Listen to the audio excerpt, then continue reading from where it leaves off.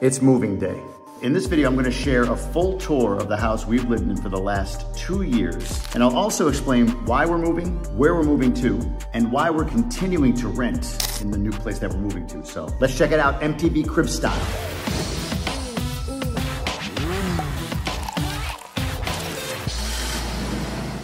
So I think it's important to show first where we lived because this was a big selling feature for us. We're in Punta Cana Village, which is one of the premier neighborhoods in all of the Dominican Republic, maybe the premier as far as if you're moving here with family, especially. But right over there, if you could see it, is a baseball field. To the left of it, or whatever that side is a playground for kids. And right behind it, there's soccer fields and the kind of the Punta Cana Village soccer club, pool club is all back that way. So it's right over there. Now, if you go out here and take a left, so I guess that's right, take a left, you're about 3 blocks from PCIS, Punta Cana International School. It's literally right there. Quick walk for the kids to go to school. And on the other side over here, if you go to the end of the road and take a right, that's a right, and go 4 blocks, you're in La Galleria, which is the restaurant and shopping district here, all walkable to it. So incredible spot. And you can see, I mean, this is a beautiful neighborhood. There's the house. It's big. It's a big house. Beautiful. It's yellow and blue. We didn't like the colors initially, but we kind of fell in love with it after a while. But let me take you through it. And then again, at the end, I'm going to share a whole bunch of information for you. Once I get out of these sweaty clothes, I'll make sure you're fully aware as to what we did, why we did it, and so on. I love the entrance to this house. Check it out. I'll miss this because it's kind of like got this feel when you walk into it. So the one thing it doesn't have is air conditioning in this common area, which is tough. But wait till you see what it looks like as soon as we enter the home. So here you go. When you come in, you've got this big open space, big, what do they call this? Like atrium, I guess. Is the light up there or whatever, right? So this is the living, dining, indoor, outdoor area. Everything is indoor, outdoor in this house, which we love. Like I'll show you upstairs. We never shut the doors and windows up there, ever. But you come in, you've got this dining area, living room area, and this place came completely furnished. So we rented it furnished because we moved here for a year. So we wanted a furnished home. And then I'll show you what it looks like going straight outside.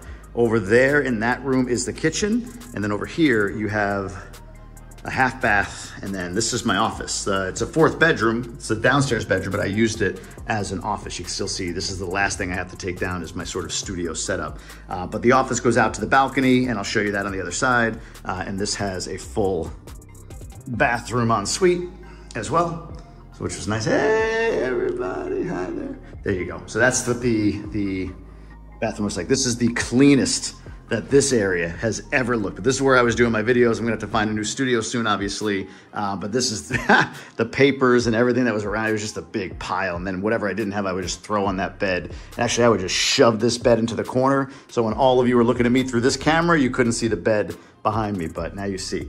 This we took out, this we took out. We put it back in as we're moving out. We put it in the maid's quarters, but there we are. All right, let's go out this way, and I'll show you kind of the main area again. So going to the main area, over here is the kitchen. So it's a big kitchen. It's got all the amenities you could want. This thing, the water dispenser's in actually here. It routes to a water bottle down there. So it just sucks out of the water bottle. But it's really, really beautiful. Out here, this is the kind of the maid's quarter area. This is the washer dryer. There's like a pantry or storage room in there. I forgot to show you back here. There's the pantry, so back outside. Over here is the actual maid's quarters. So if you had a live-in housekeeper, ours never lived here, but when she needed to stay, she could stay in there, although we just let her stay in the spare bedroom. And then it kind of routes you around outside. So I'll show you through this way. Something I really loved about this house is this, like you just always are indoor, outdoor. So coming outside, you would see this. So imagine every morning you're coming out, you have your coffee or whatever it is you drink, you know, the sun comes out right over there, just kind of rises up and sprays this area, this whole area with sun. I'd come out, my kids would be playing soccer right here. The trees are high enough. This whole thing is fenced in, so our dogs are just literally come in and out. And this pool is was built when we moved in here, so it's a small pool, but a pool, enough to take a dip. My office is right there. If you can remember, we were on the other side. And then here's kind of what the outside looks like. So this was dinner. We never ate at that table, ever. This was dinner. When we ate dinner, we would do it right at this table. Breakfast, all meals were right here. When my parents visit, they just kind of sit out here and hang out. My wife, this is her workplace. When she needed to get some work done, she would just sit down right here in this spot and get it done. It's really cool. You can imagine like throwing your coffee, throw your lunch or whatever there. The lady would be working in there and take care of it. And we'd have this nice outdoor, indoor living situation. So that's what it looks like. My wife is literally trying not to be in the video and running behind me and going that way. But we got the downstairs. We're good. She's too funny. I'm gonna take you upstairs and then show you that whole thing. And then we'll go through all the whys and all the information that you're probably wondering about. All right, we're heading upstairs here in the kind of the corner of the house. And again, everything here is balconies and outdoor space. So like right here, when I come around, I go outside, you can see the whole neighborhood from up here, this front balcony. Our dogs actually would hang out here and yell at everybody that was coming by. So that was that. And then over here is sort of the upstairs living room area. It's a big house. This house is probably close to 5,000 square feet. And over here's our master bedroom where the magic happens. Whoa, whoa. Here I come. Oh, here I come. Oh. That's what guys say. It's the magic. It's right there. Can you imagine the magic? No, don't. That's the magic. Anyway, that's the bed. The balcony outside, I'll show you real quick. It wraps around. So when you come outside, again, I would come out here in the morning sometimes just to get some like sunlight. The pool is down there. And over here is kind of that common living room area. So big wraparound balcony, which is nice. Lots of airflow in the house. Oop, I'll close that there. But then, yeah, I'll take you over. And this looks so empty. We had so much more stuff in here. Into the closet, so it's a big closet. You got plenty of room in here. There's even a safe right there that's bolted in. But drawers, the whole nine. Bathroom, which is nice, big bathroom. All the water just kind of goes. That's how a lot of Dominican bathrooms work. And then you've got this linen closet right here as well, and some closets up top. So plenty of storage and all that, which we really liked. Although all you do, I feel like when you get a lot of storage is you just fill it up with stuff. And then yeah, you can see kind of the arc up here. And then we'll go into what we used as like a spare bedroom. So any guests that came would stay here. Closet, bathroom, and they have their own little balcony outside. And then on this side was our kids' room. Our two boys like to stay in the same bedroom, so two beds there. And this all came like this. So we put everything back exactly how it was, even if we changed things around. They have their own balcony going over the backyard. Here's a closet, here's their own bathroom. So 4 total bathrooms is what they have, is what we have. 4.5 actually, total bathrooms, 1 for each bedroom. Again, the open air part, like the fact that, see this door over here, these windows, I should say, never were closed. Right now, it's just like a little slot that's open. But we would always have that open 24/7. And the same with these doors back here. These doors would be open 24/7. Now, we lock the downstairs doors at night, the front door and the rear door. But to be honest with you, you never really need to. And I will admit, when we go to the Galleria, which is like 4 blocks away for dinner often, like, we didn't shut the back doors. Like the front door, sure, but the back doors, we would just leave them open and our dogs could go in and out or whatever. This is an extremely safe, extremely nice neighborhood. So here you go. You got a sense of what the neighborhood looks like and all of that, but it's an extremely nice, extremely safe neighborhood. Over there, if you can see it, let me turn this around. I'll go over here so you can kind of get an idea, but you can see the dirt. You see the dirt, right? Where's my finger? Right there. That's the baseball, like all of that is the infield and all that is the outfield. And then I don't know if you can hear it, but right there is a playground. And then if you were to go down this road straight that way, you would run right into Punta Cana International School. And again, if you go out the front door of the house and that way you hit the Galleria and all the restaurants. Our rent, as long as we've been here, has been $4,000 a month. The electric bill is usually in the ballpark of $500 to $600 a month. And again, no AC in this area, only in all the bedrooms. And we only use 2 bedrooms. During the day in my office, if I'm there, which was 2 to 3 days a week, I would have the AC on in there as well. The other 2 days of the week or whatever, I would just be out and about filming, you know, tours or whatever it might be for all of you. So that's what this all looks like. And what I'll do, like I said, I'm gonna get showered because we're a mess. I'm sweaty, I'm gross, I'm exhausted, to be honest with you. We spent the last 3 days moving and doing all of that, but I'm gonna share all of the questions, the whys, why'd you move? Where'd you move to? Why are you still renting? And all of that is coming your way. All right, so why did we move? Well, really, we're making the move for 3 reasons. The first is to downsize. That house is huge, right? 5,000 square feet. Yeah, we have cleaning ladies, but it's a lot of effort to keep it up. And my wife and I realized, like, even our home in the United States, which is about half that size, it was really the perfect size, maybe even a little too big still for us even there. Like, we kind of like a smaller home, more compact, not as much crazy space or whatever. So while that house served us tremendously, and to entertain and have people over or whatever, we were never lacking for space. Extra bedrooms, the backyard, the pool, the whole 9. For us, it was just a little bit too much. Second is we didn't have air conditioning in the common area. When I moved here, that was really strange to me. And then I learned houses like that, big houses, big open kind of atrium areas, don't. So we open the doors, we open the windows. It's nice to have the indoor-outdoor living, but it does limit you in certain ways. Like, it's hard for the family just to kind of cuddle up and watch a movie together. You're always sweating and hot. In summer months, like when I'm recording this right now, it was just oppressive. It was just a lot. So we wanted some place that had the ability or had the feature of air conditioning in the common area. Central air is not a big thing down here. I think the newest construction, some of it has that, but otherwise they have these sort of wall units. And we talked about installing a wall unit in that house, but the people that we talked to just said, look, it would take a lot to cool that big room that we were in. And we'd be paying to install it. The landlord wouldn't be. So that just didn't make a lot of sense for us. When an electric bill there was already $500–600. Imagine what it would be if we had this huge AC unit running in the common area. And then the third is budget. I did this math. That house on a monthly basis was $4,000 a month plus $500–600 in electric alone.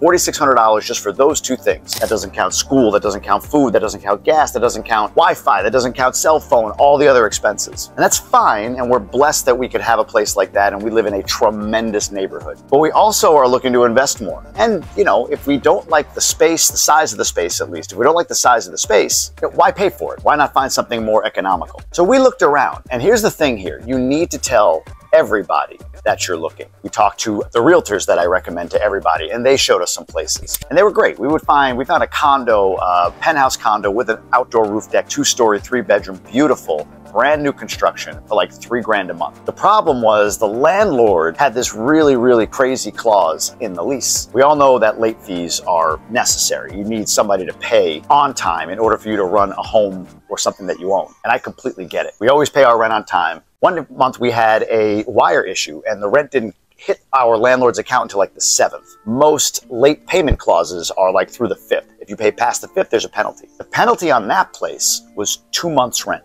$6,000 if we had that same wire issue. And while they were assuring us they've never exercised it, well then make it reasonable in the contract. Their unwillingness to do that, to me, to my wife, was a signal like, this is a tough landlord. I don't think I want to deal with these people. 5%, 10%, I completely get it. We need to be penalized if we're going to pay the rent late, but that's predatory. $6,000 if I pay on the 6th because of God knows what reason. It's funny, we hammered out everything else, but they would not move off of that one while simultaneously reassuring us that they would never exercise it. The hairs on the back of my neck just went up. But anyway, after we told everybody that we were looking, friends started to tell us about, hey, the lady across the street, the guy up the road, they're looking to rent their home because they have to move away for a few years. And from one of those connections, we found the home that we're in, and we got it at a great price. So great, in fact, my wife just said, listen, don't share it out of respect for the landlord because they did a really, really great deal for us. Let me put it this way. I mentioned it was $4,600 a month just for rent and electric in the other place. When I add up all of our expenses now, not including like going out to dinner, but the stuff that we would need to live, including our cleaning lady, I can't live without both of them, our weekend and our weekday lady. Included all of it, gas, food, water, soccer that we pay for the kids to go to, tennis lessons, food, all of it. We could live on like $5,500 a month. everything. Now again, that doesn't include our school bill monthly because we paid that annually. It doesn't include our health insurance because I paid that annually. About $3,000 for the year for the health insurance, about $17,000 for the year for school. When you start to amortize those out over a year, obviously it goes up. This is why I always say, if you're gonna live in a community like this, because it's the easiest transition point for you coming from the United States here, I get it, solid electric, never goes out, functioning sewer system, walkable access to everything, medical care, the whole nine. It makes sense, but the budget will cost you a little bit. You buy the house cash, saves you money. Have cars that you don't have loans on, saves you money monthly. But still, $5, $6, $7, $8, $9, $10,000 a month is not unreasonable to live in Punta Cana, depending on your lifestyle. I don't know how else to say it. I've said it a million times, and a lot of people fire back like, living on that much in the Dominican Republic is ridiculous. Maybe you haven't lived in the Dominican Republic for a while. At least not in Punta Cana, which many people watching me are saying, listen, I make a good living. I need to have access to the schools, the medical, the airport. Like that's me. That's why many of you follow. It's like, yeah, this guy and I, other than the fact that many of you are Dominican and I'm not, my wife is, so I have some association there, but you're probably in the same spot. And so just prepare for that. If you want to move to another part of the country, for sure, you could do it for much less, but you may and likely will give up on some of those conveniences. All a matter of what's important and what you can afford and how important it is in the moment. But I digress. The ability to limit our budget allows me to do two things, and this is being truly honest. One is it allows us to save money to invest. Two is it allows me to lean further into content creation for this channel for all of you. Here's what I mean by that. I have businesses that pay me separately, and I love those businesses, and we're working hard to systematize those and make those incredible. At the same time, building my brand, there's a passion in this right now for me. I truly love doing this and communicating with all of you. Like, if you gave me $100 million today, I'd still be releasing videos on Thursday, Friday, and Sunday. Still be doing it. I really enjoy this. As a capitalist, I see business opportunity in it as well.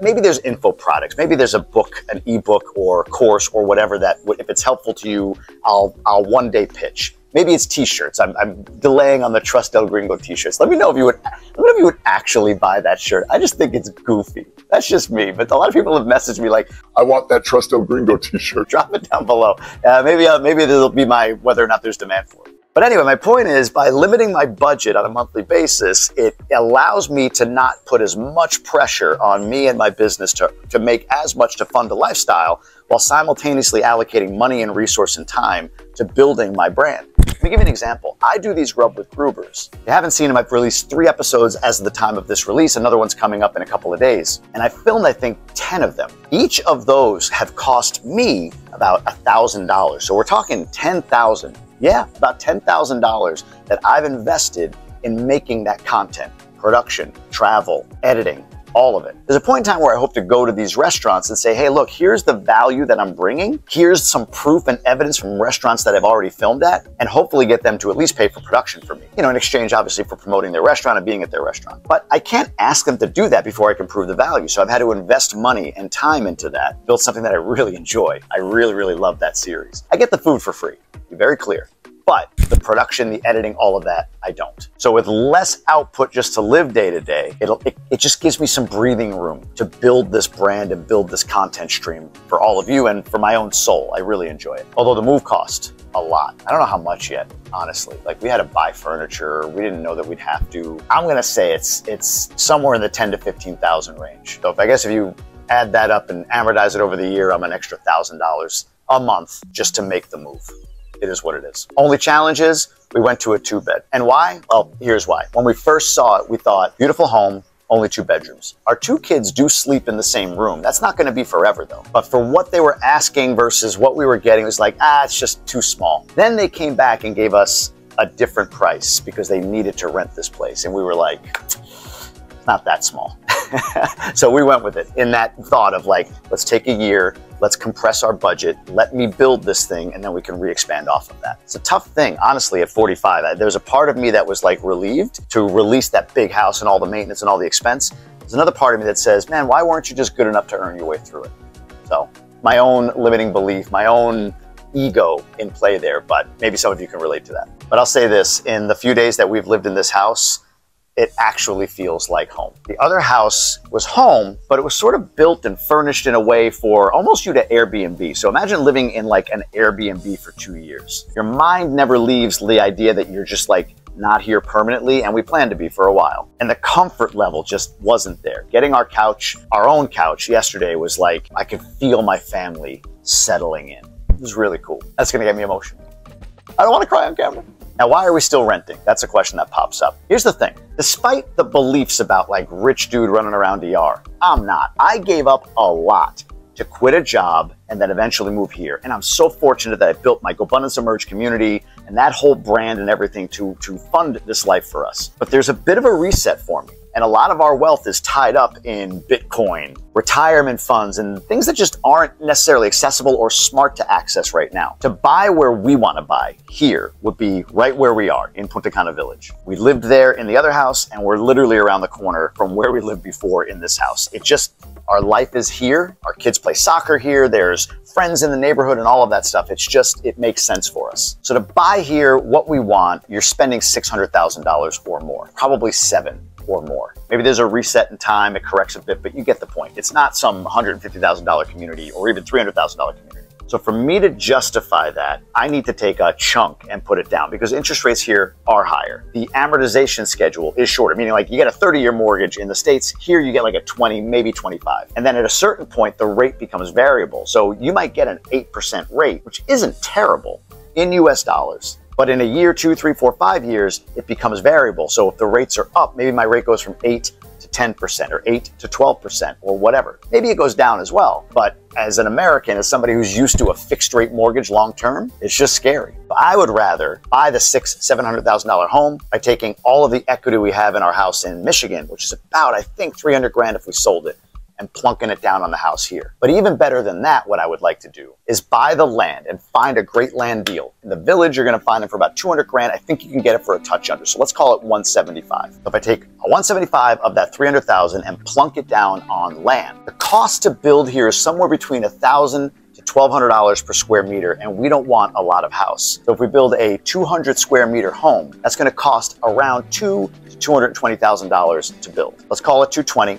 Plus the 175, that's 395, round up 400 grand to build a house that's probably worth 657 after we've built it. Yeah, it's cheaper to build here by a mile than it is to buy. But you're gonna deal with the contractors, the headaches, the time, and all of that of building the place. But ideally, imagine we take 300,000 in equity out of our house, we buy a piece of land for 175, the remaining 125 we put down on the house, and then we're making payments for a year or two while it's being built. Again, limiting our budget allows us to do that. By the time it's delivered, I've got a $700,000 home for under $100,000 owed, which means if I have it, I can pay it off, or I could take a loan or a mortgage or maybe a loan from a family member and pay it off in 5 or 7 years, whatever it might be. But within 2 to 3 years, I could have a multi-$100,000 home free and clear if we build. We're willing to do that. The problem is, do we sell our house in Michigan? I don't know. We're gonna find out soon. What would you all do? Would you sell now or would you wait for this market to run up a bit? I have other assets in the United States that I'm partnered up with. So it's not as if I don't have exposure to the US market, but do you sell, buy here, and own, or do you just continue renting? Now, why am I still renting? That's another question that I get. Like me personally, financially, I kind of like renting. I remember when we lived in Boston, I moved from New York, upstate New York, and I had this house where I was paying like $1,600 a month to own. Then I moved into an apartment in the Seaport District and I was paying like $300 or $3,500 a month to rent a 1-bed apartment. So my monthly housing expense went up by $2 grand, but I never had more disposable income because I didn't have to worry about maintenance and the roof going and the hot water heater busting or the sewer line. All the things that happened on the house. There was no variable expense. My expenses were fixed, and it was really easy for me to budget to that every month. The other thing is I like the ability to be mobile and nimble. I don't know the curveballs life's gonna throw at us. Is it the right thing for us to stay in Punta Cana, or do we go to another part of the country in the next few years? Or is there an opportunity in the States that's just too good for me to pass up? If you're renting, you can just give the house back and head up. Break the lease, pay it off, whatever it might be. Way easier than if you own. But you have to balance that, or I do with my wife. My wife likes owning the home that she's in. I wonder if this is an issue for any of you in your relationship. Like, would you just rather rent, or do you love home ownership? Does the husband or wife feel the opposite way? Are you pretty aligned? But I don't mind renting, I guess I'll say. I'd rather I own assets that produce income rather than just own my home because it doesn't produce any income. It actually produces more expense. Not getting down this rabbit hole, but if you read Rich Dad, Poor Dad, he really does a great job of reframing a home as a liability, not an asset. Because he says assets are things that pay you, liabilities are things that take money from you. So your home, is a liability. The equity I get, but month to month, year to year, you're spending money, not taking money in. If I buy a home up the street and rent it out and I'm taking money in, I own that asset, I get the appreciation and I get cash flow plus some cool tax benefits. But now I'm going into my whole real estate investor guy thing. But that's what we're doing. That's what we've done. We have a beautiful little community we belong to here, and we're just kind of leaning into it. So listen, I appreciate you following along this journey with me. I'll continue to document and show you not only the fact of this move and all that we're doing and the decisions we make, but also as I start to get into the process of closing on the condo that we purchased, exactly how that's being funded, all of it. I've got a ton coming for you. I really appreciate you being along. If you're able to subscribe, I truly do appreciate it. It means a lot to me. It means a lot to the channel. It helps me grow this thing and just kind of validates me a little bit. And hitting that like button, that gives this thing reach on YouTube. So appreciate if you do that as well.